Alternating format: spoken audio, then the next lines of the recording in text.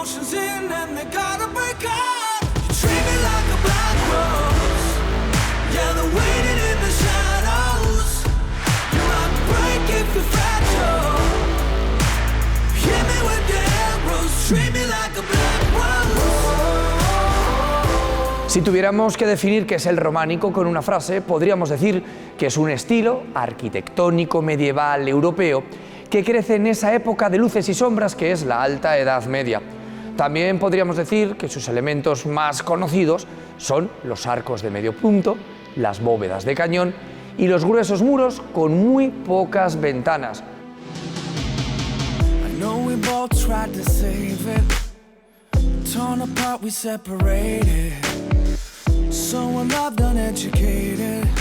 Un estilo arquitectónico que hoy entendemos como sobrio o como austero, que estaba al servicio de Dios, pero también del pueblo.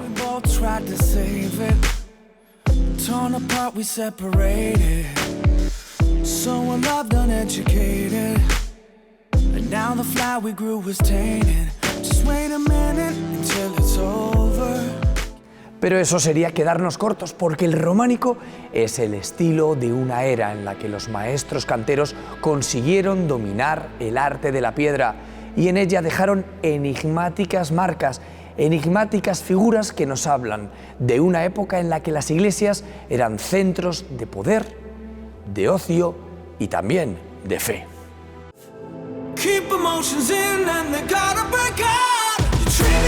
Capiteles, marcas de canteros e incluso alquerques, señales que nos conectan con aquellas personas que estuvieron en estos mismos lugares hace más de 800 años. Sí, porque el románico es mucho más que un estilo de arte.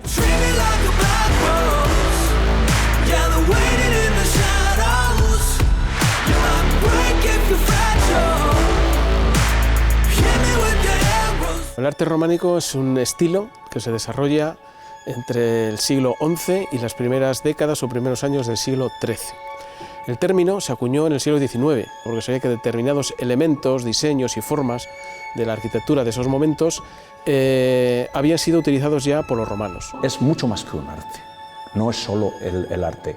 A través de los canecillos, a través de los capiteles, a través del propio espacio, a través de los entornos arqueológicos, podemos saber, podemos averiguar la vida cotidiana de estas personas, desde cómo se enterraban, cómo celebraban las fiestas, cómo recibían las noticias, cuál eran sus trabajos a lo largo del año, incluso las diversiones. Todo eso está en el románico. El románico realmente nace también en un momento muy concreto en el que se está produciendo un gran cambio en la Iglesia. Está teniendo lugar la reforma romana de la Iglesia. Se define fundamentalmente por el uso de unos determinados elementos, fundamentalmente los muros de sillería, grandes muros de sillería, y a la utilización sobre todo del arco de medio punto, que es el arco semicircular.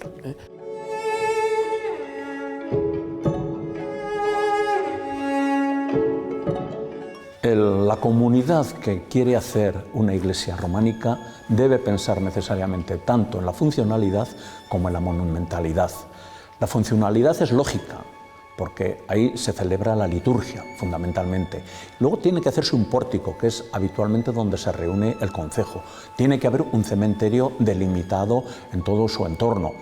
Y debe adaptar su tamaño al tamaño de la propia comunidad.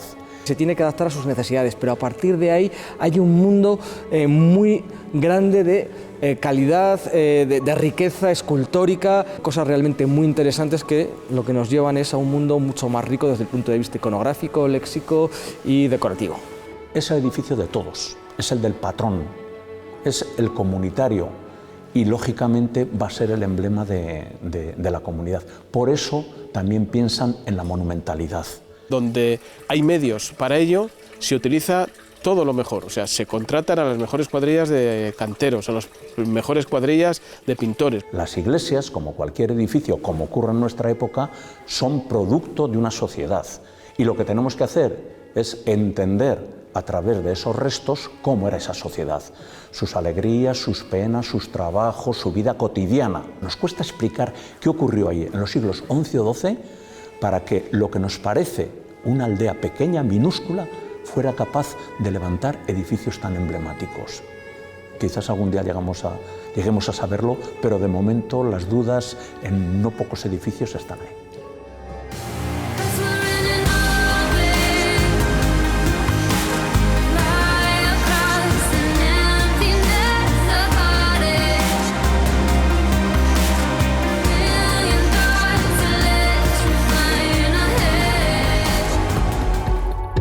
Pues ahora sería colocar.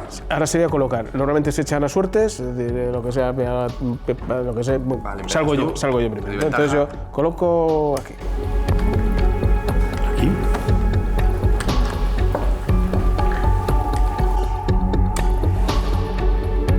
¡Hala! Vale.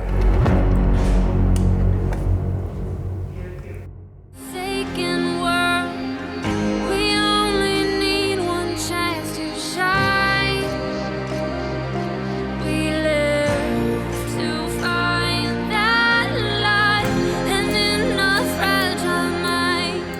Sobre la iglesia de San Juan Bautista de Moarbes de Ojeda, Unamuno dijo que invita a soñar en unos presuntos mozárabes que al amparo del Cristo de su puerta y que merced a la reconquista románica y visigoda se ampararon y se acogieron al redel de la raza. Precisamente aquellas personas que hicieron obras de arte como esta también dejaron en sus muros otras marcas más difíciles de interpretar y sobre todo más difíciles de ver.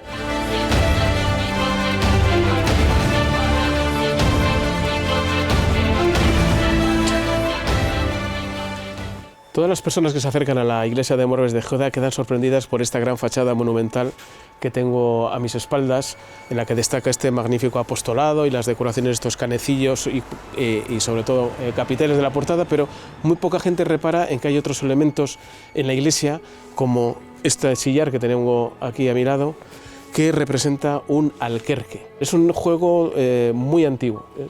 Algunas fuentes remiten incluso al antiguo Egipto, como lugar donde pudo estar el origen de este juego. Sí que es cierto que pasó al mundo griego, al mundo romano. En la península ibérica penetra a través de Al-Ándalus y se extiende prácticamente por toda la península ibérica y digamos que está presente en toda Europa. Este será el alquerque de 9, hay un alquerque de 12 también. El alquerque de 9 son 3 cuadrados concéntricos, digamos, con unas rayas verticales que los unen y se juega con 9 piezas. Es muy similar al 3 en raya. Es que el juego consiste en ir colocando piezas y hacer 3 en raya de forma vertical o de forma horizontal.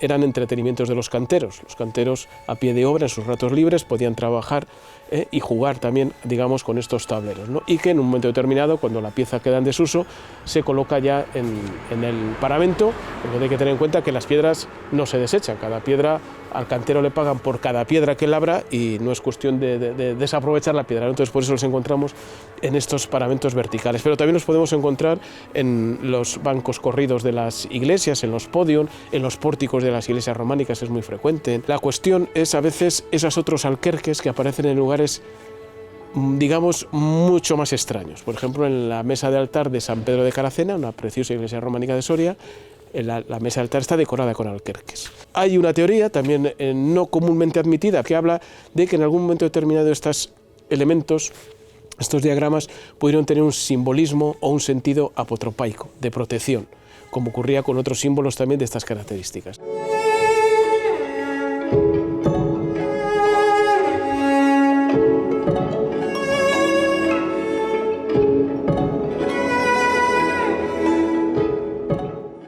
La capacidad protectora atribuida a algunos alquerques ha dado lugar a fascinantes leyendas, como la que nació en torno a la puerta que une la iglesia y el claustro del monasterio de San Pedro de Arlanza y de la que Cuentos en la Bruma fue testigo hace casi 10 años. Descifrar otros misterios, nadie sabe quién lo hizo, cuándo lo hizo, ni por qué lo hizo.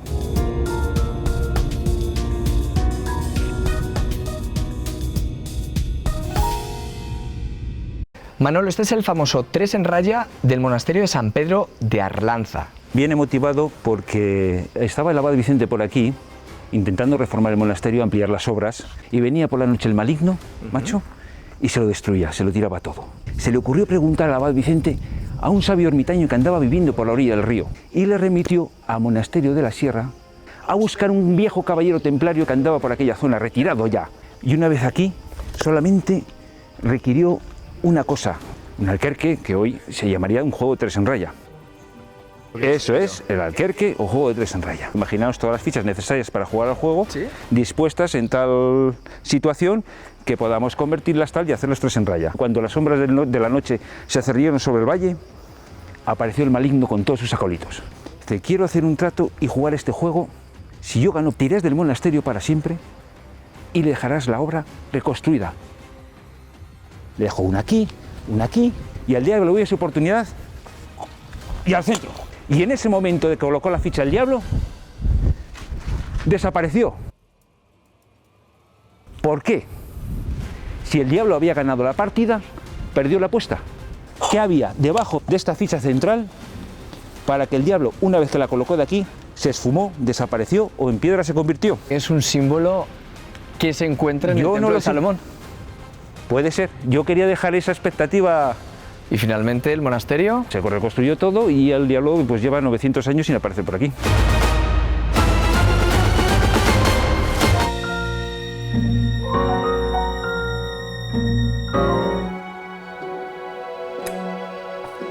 Ya me las lío.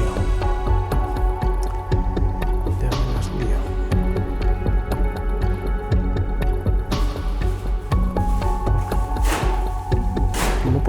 No puedo correr. Así.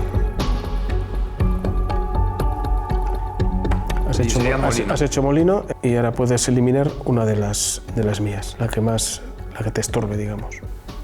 Y esa te la pongo aquí. Entonces, pues me estoy metiendo en un fregado solo. La verdad es que las hemos colocado de tal manera al principio que nos hemos casi bloqueado. Sí, no, yo ahora mismo estoy en... Porque... Sí, yo ahora mismo estoy, o sea, es que está simétrica casi. Sí, estamos muy bloqueados. Esta partida puede eternizarse. Palencia es la provincia española con una mayor concentración de edificios considerados románicos. En total son 234. ¿Pero alguna vez han preguntado cómo nace y se extiende un estilo arquitectónico?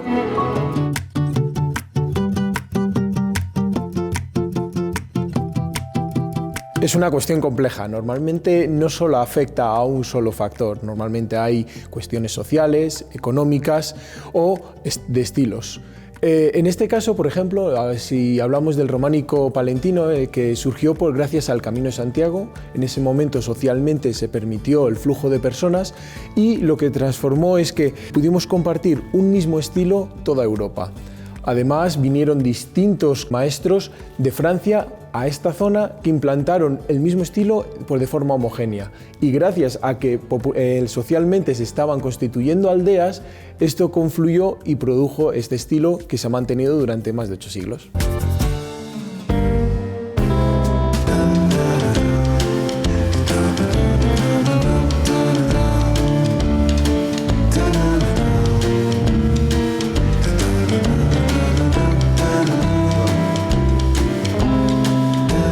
Es ponerse un poquito en el espacio de una serie de gente que se dedicó a intentar dar un documento y educar a una serie de gente en aquella época. Entonces es como un poco ponerte tú en ese espacio y entender la obra desde puntos de vista diferentes. La atmósfera que se crea es bastante especial.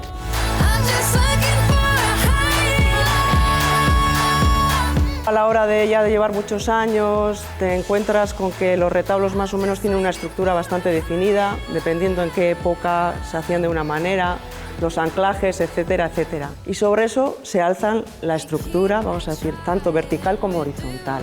Los pisos serían horizontales y las calles, vamos a decir, son verticales. Se valoran los daños desde lo que es estructural, limpieza, daños de la policromía, las piezas que lleva, las tallas. Es un retablo que tenía más bien problemas estructurales estaba desplomado, fue un retablo que se desmontó, se volvió a montar hace 30 o 40 años, se nota perfectamente los anclajes. Lo que se ha hecho es, a través de unos puntales metálicos, quitar todas las maderas, desescombrar todo por detrás y se han colocado unos puntales de madera, un refuerzo en la base de abajo para que el retablo esté luego bien anclado. Ha sido sobre todo darle prioridad a ese tema. Prácticamente no había mucho polvo, simplemente era de la misma piedra que va cayendo. Y de sentado, lo que es la policromía estaba levantada por temas de humedades, porque además es una nave que tiene bastante humedad.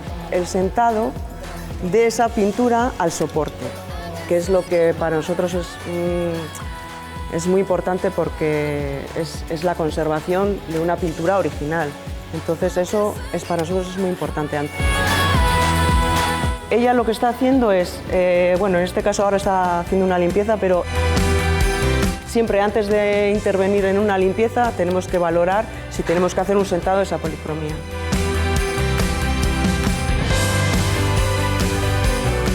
Las tallas requieren un trabajo un poco más específico de lo que puede ser un retablo, ¿no? Cuando empiezas un poquito en esta profesión, te emociona mucho el tema de estar trabajando en estas piezas y saber que para la gente es muy importante. Hacemos una valoración también dependiendo su ubicación. No es lo mismo en una iglesia, en una hornacina de un retablo, como a primera vista o para un museo. Y la intervención es primero la de conservación. Si está bien desentado, si el polvo, si tiene sales, si tiene hongos, termita, etcétera, etcétera. Estructural. Luego la limpieza, siempre que no perjudicamos la policromía original. La limpieza. El tema de reconstruir volúmenes y de reconstruir lo que es la pintura, las pérdidas de policromía, eso ya se valora dependiendo pues, para dónde va ubicado, que ese es el tema un poco más conflictivo siempre, ¿no? Pues, que a veces para un museo no se rehace tanto, en cambio para el culto sí que tenemos que rehacer un poquito. Entonces, una vez de que hemos hecho el tema de conservación, la limpieza, podemos valorar qué zonas vamos a reconstruir, qué zonas vamos a dar unos toques de color, vamos a decir. Entonces ahí hacemos ya las técnicas específicas de nuestro oficio, ¿no? Para la gente del pueblo es muy importante, entonces les sorprende mucho el hecho de que cuando bajamos las piezas de los retablos y las ven a pie de calle, vamos a decir, ¿no? Pues dicen, jo, pues yo no sabía que era tan grande, o pues no le había visto que tenía los ojos de cristal. Entonces es como que les sorprende mucho el poder tocar, el poder estar cerca de esas piezas. Nos damos cuenta que para la gente del pueblo que vive aquí y que viene habitualmente a las iglesias, eso pues claro, les es muy gratificante el hecho de poder ver que estas obras se están conservando, ¿no?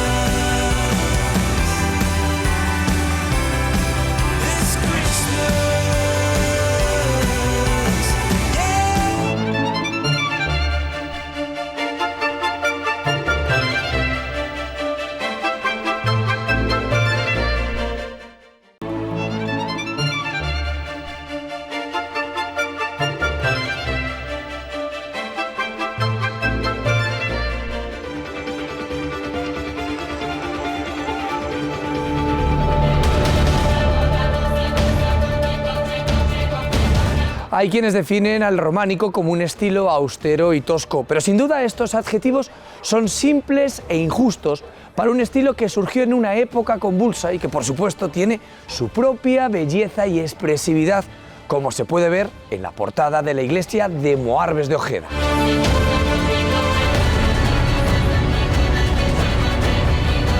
No olvidemos que lo que se están construyendo fundamentalmente son edificios religiosos, iglesias parroquiales, ermitas, catedrales, monasterios, es decir, es la casa de Dios en la tierra, por lo tanto, la casa de Dios tiene que estar decorada y ejecutada de la mejor forma posible. O sea, lo que tenemos ahora, estas iglesias parroquiales, fueron mucho más de lo que nosotros podemos contemplar hoy en día, ¿no? Allí, lógicamente, se reciben todos los sacramentos, se hacen las celebraciones litúrgicas, pero allí se reúne el concejo, allí se dan las noticias, en su entorno se celebra cualquier tipo de acontecimiento laico, no solamente religioso, y además es el emblema de ese pequeño pueblo, de ese barrio. Por eso tiene que ser el edificio más significativo, el más noble.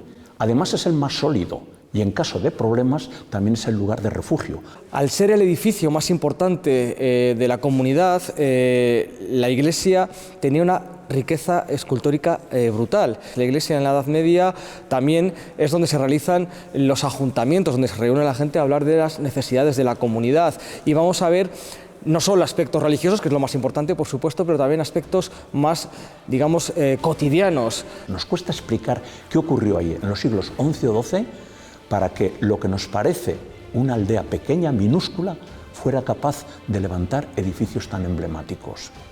Quizás algún día lleguemos a saberlo, pero de momento las dudas en no pocos edificios están ahí.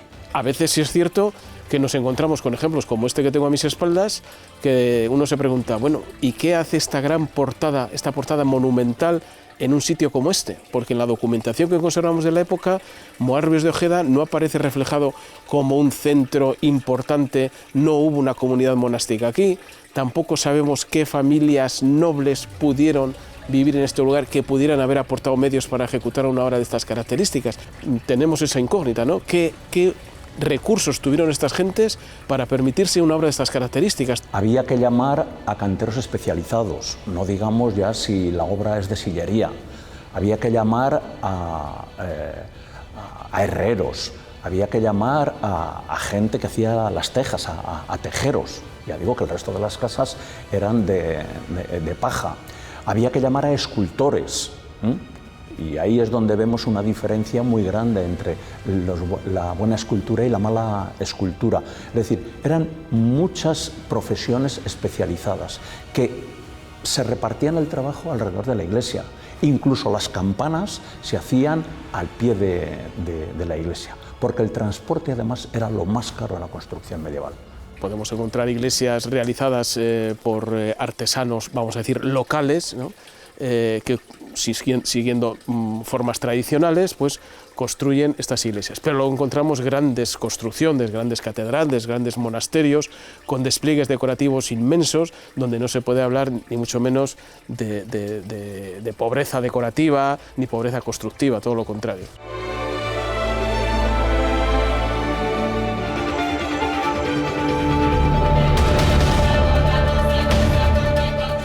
Los musulmanes reintrodujeron los alquerques en la península ibérica y rápidamente estas figuras hechas a base de líneas rectas se extendieron hasta el norte e incluso se incorporaron a obras como las de las iglesias. En Moarves de Ojeda hemos visto un alquerque en el exterior, pero aquí, en Santa Cecilia, en Aguilar de Campoo, hay un alquerque en el mismísimo interior de la iglesia.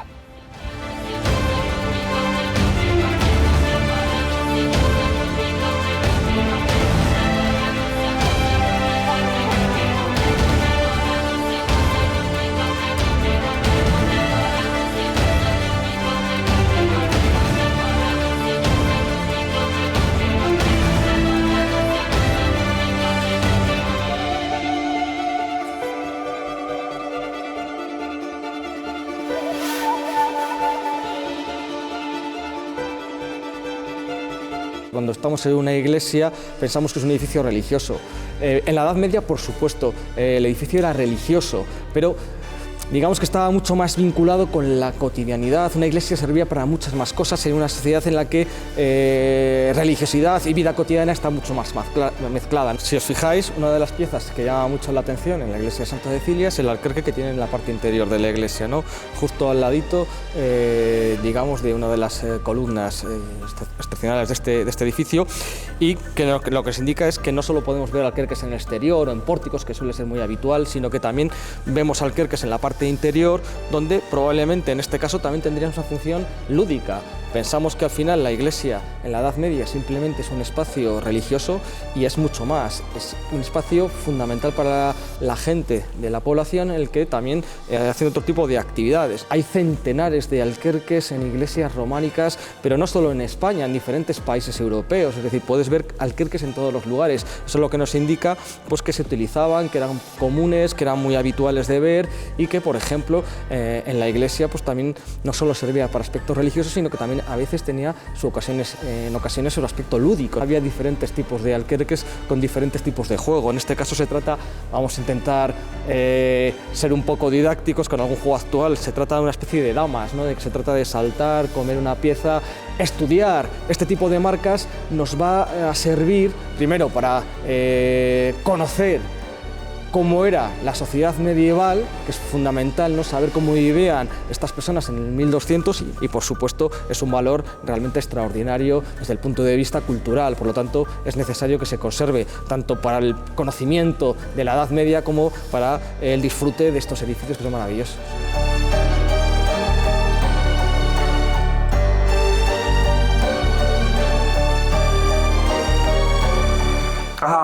No, pero no te la hago.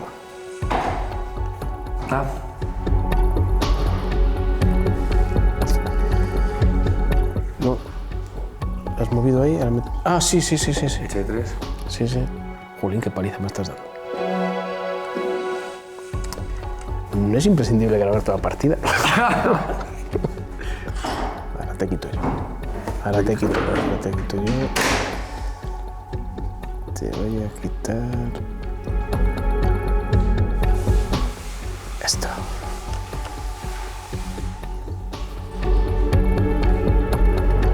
Joder, qué tonto, me doy cuenta de eso.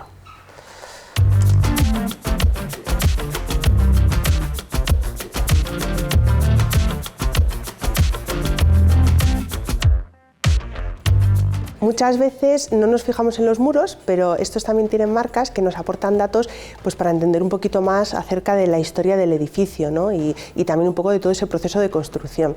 Están las llamadas marcas de cantero. El cantero colocaba su marca porque era una manera de que se reconociera su trabajo para después cobrar. Podemos saber cuántos canteros han trabajado en la obra o por secciones, ya que se iban distribuyendo por diferentes partes. El mundo de los canteros desconocemos mucho y a través de estas marcas pues, podemos saber eso, cómo trabajaban, cómo se dividían el trabajo, cuántos podían llegar a trabajar. Entonces son datos útiles para construir mucho mejor la historia de los edificios.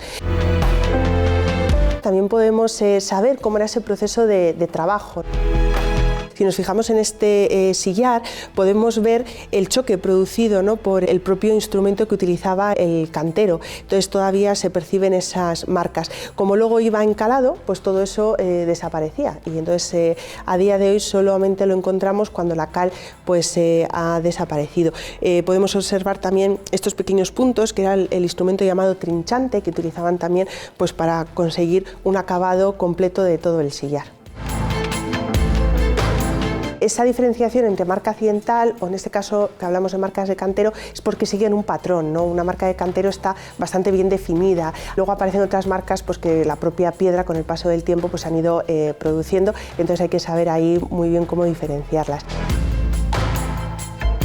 También podemos encontrar marcas funerarias. Están simplemente las que son como pequeños dibujos o señales, o luego en este caso de aquí la que ya nos da más información. La fecha en la que muere el difunto, aquí en este caso aparece incluso el nombre, el apellido y su condición, que era clérigo.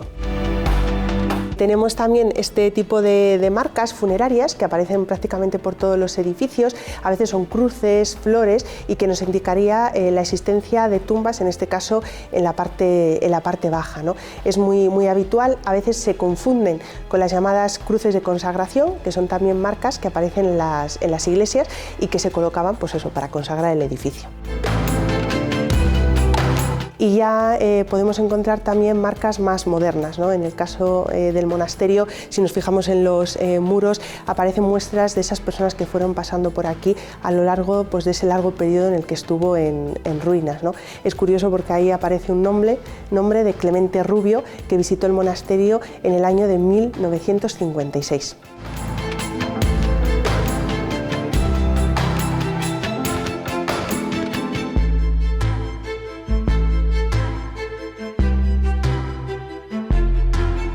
todo el proceso, ¿no?, de extracción de la piedra, de adaptación, ¿no?, a lo que es el edificio, queda de alguna manera reflejado en el propio material.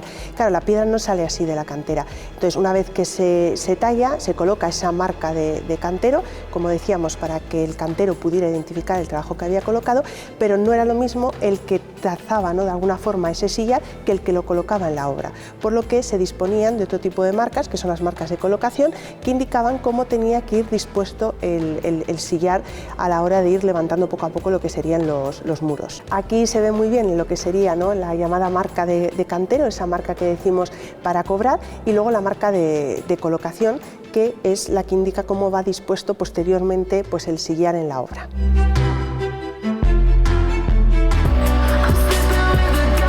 Por supuesto, el románico se tiene que adaptar a unas necesidades, las necesidades litúrgicas de aquel momento, pero a partir de ese momento los canteros son creativos, tienen, digamos, creatividad, y lo empezamos a ver en otros diferentes lugares.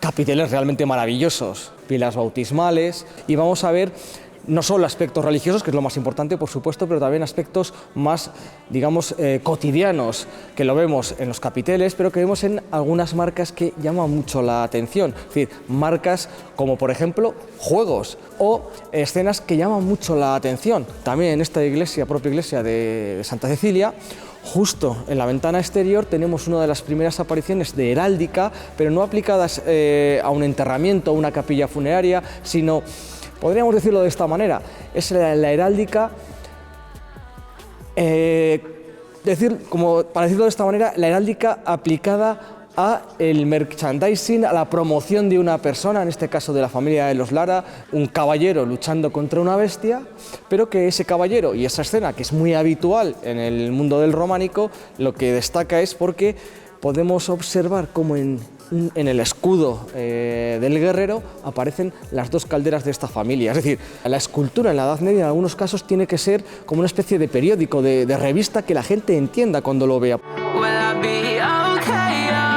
Se ha intentado dar una visión de que el románico, pues o el arte medieval en general, es una vuelta a la ruralidad, a la falta de calidad. Son auténticos artistas. Por supuesto, si son buenos, dejan su impronta, ¿no?, demostrar sus habilidades. Pero también en un capitel como, por ejemplo, la Matanza de los Inocentes, lo que estamos viendo es una escena bíblica, pero que tiene que ser entendida por la gente. Por lo tanto, el caballero que vemos ahí tiene que ser un caballero a la manera medieval, para que cuando el fiel vea ese capitel le entienda, no vea una cosa realmente extraña. Y cuando más calidad, más plasticidad, pues mucho más fácil de entender para los fieles, que eran, digamos, en su gran mayoría, sí, analfabetos, sin duda, muchos de los cuales, probablemente más del 90%, no sabían ni leer ni escribir. Probablemente entendían el sitio donde vivían mucho mejor que nosotros.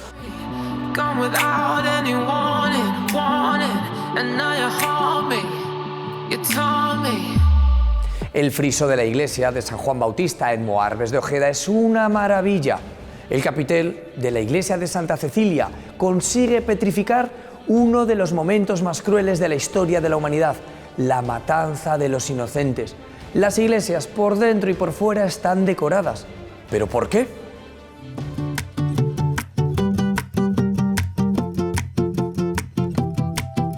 Hemos ido variando el gusto durante el tiempo.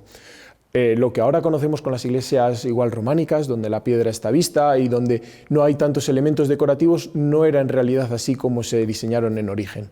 En un principio, todas las iglesias tenían distintos lienzos con frescos o con cal para embellecerlas, y además tenía una función muy importante. Normalmente en los frescos interiores de las iglesias había distintas historias bíblicas o de la advocación de la iglesia, para que los feligreses, ya que eran analfabetos y no tenían acceso además a libros, aunque hubieran sabido leer, pudiesen entender la historia que oralmente les transmitía el párroco. En muchas situaciones sí que era útil, pero además tenía una función distinta a la que nosotros esperamos y que con nuestras lentes del siglo XXI estamos viendo.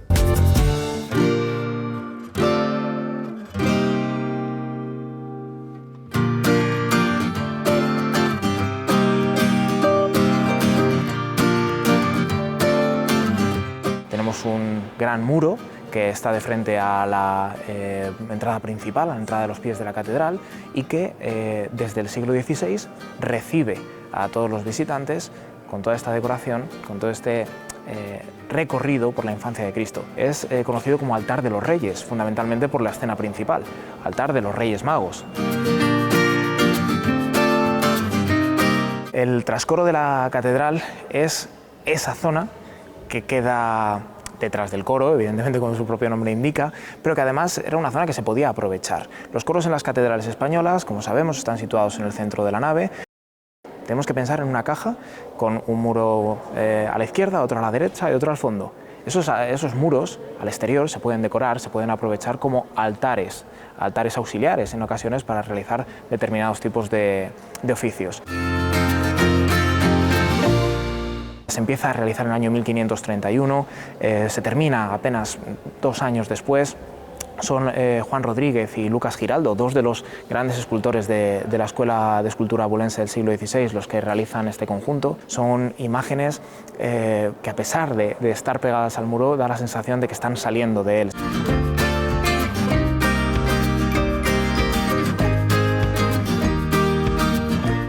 En la parte de la izquierda lo que nos encontramos es la presentación del niño en el templo y en las pilastras centrales distintos momentos de la infancia de Cristo, como sería la huida a Egipto o ese momento de la Anunciación.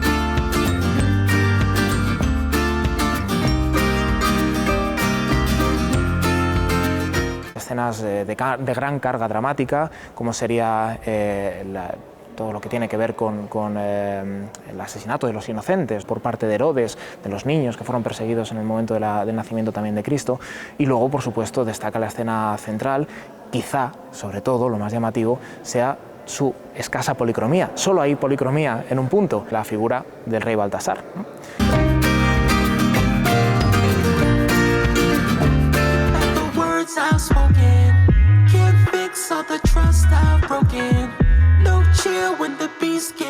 Los alquerques fueron muy populares entre los siglos IX y el siglo XVI. De hecho, el rey Alfonso X el Sabio, un año antes de su muerte, mandó publicar un libro, el de las normas de los juegos de tablas, dados y ajedrez. En él había un apartado especial para decir cómo se debía jugar al alquerque. Y hoy, gracias a la Fundación Santa María la Real y a su taller, somos capaces de recrear una partida en este noble juego medieval.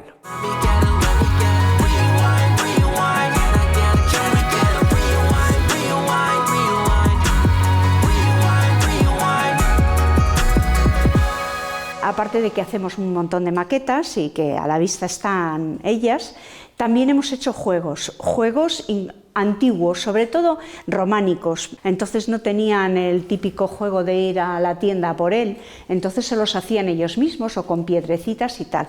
Pues nosotros hemos emulado también esos juegos. Aquí tenemos lo que hoy llamamos el juego del solitario. En vez de piedrecitas hemos sacado las figuraciones de capiteles, las figuraciones de las arquivoltas de los arcos de las puertas. Esta piedrecita, está en la portada de la iglesia de Revilla de Santullán. Más juegos. Por ejemplo, el ajedrez existía entonces el ajedrez le hemos hecho con inspiración también románica. La torre es la torre de la iglesia de Fromista. Tenemos también el dominó. Dominó también es un juego que es antiguo, pero en vez de hacerle con números y con letras, son todo hojas. ¿Pero hojas con qué? Con 2 lóbulos, con 3 lóbulos, con 4, con 5, con 6. Lo que nos ha traído es el alquerque. El alquerque será de los juegos que más hay fuera de las iglesias. Las piedras dibujado, incluso en capiteles, en diferentes sitios. Este es un alquerque que es con 9 fichas cada jugador, pero les hay con 3 fichas, con 6 fichas. Un alquerque que puede ser de 3 fichas sería el de 3 en raya. Es las 3X o los 3 círculos, que se juega mucho, pero este sería en 9. El de 3 en raya sí es sencillo, cuando te pones ya con 9 ya es un poco más fastidiado, pero todo como cuando se aprende. Ahora no digas que no hay juegos difíciles. Yo he jugado con mis hijos algunos que hemos estado 6 horas y les he tenido que mandar a tomar vientos, porque no acabas nunca.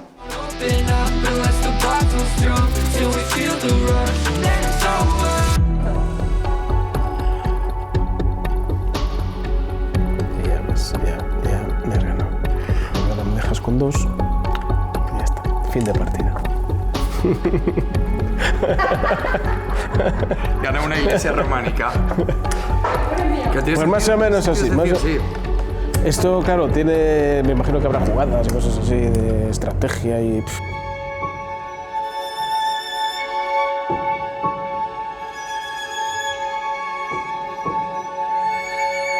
Tenemos la imagen de que el románico a veces es solo sota, caballo y rey, quiero decir, muros gordos, arcos de medio punto, ábsides, y es verdad, eso lo tienen, pero tiene mucho más. Al ser el edificio más importante de la comunidad, la iglesia tenía una riqueza escultórica brutal. Momentos en el que la iglesia y la religión está, digamos, presente en la vida cotidiana de todas estas gentes. Desde que nacen hasta que mueren. Aquí se les bautiza, aquí se casan, aquí mueren y aquí muchas veces, en algunos casos, o en muchos casos se les enterraba, si no dentro de la iglesia, en el cementerio que suele estar al lado. Y no solo es un edificio que sirve, o es un estilo que sirve a una necesidad religiosa. La iglesia en la Edad Media también es donde se realizan los ayuntamientos, donde se reúne la gente a hablar de las necesidades de la comunidad. No se entendía cualquier aldea sin su iglesia. Se construye la iglesia, en torno a ella un barrio o una colación, y las gentes de ese entorno, ese barrio, están vinculadas de por vida a esa iglesia. Artistas ha habido siempre, algunos eran artistas de la piedra, otros de la madera y otros eran labrando la tierra, yo supongo, o otros eran sencillamente artistas albañiles.